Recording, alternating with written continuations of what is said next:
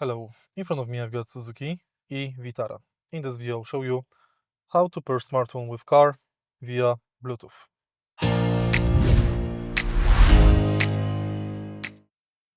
In the beginning, take a look at the screen display and next go to phone.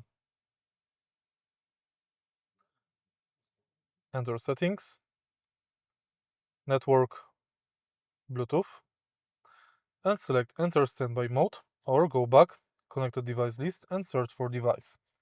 Now, on your smartphone, go to Bluetooth settings,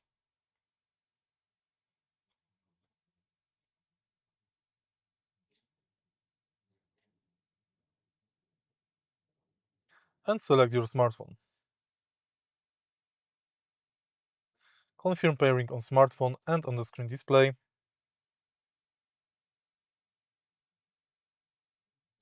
And it's done. In the end, you can select if you want to connect CarPlay. If you find this video helpful, please leave like, comment and subscribe.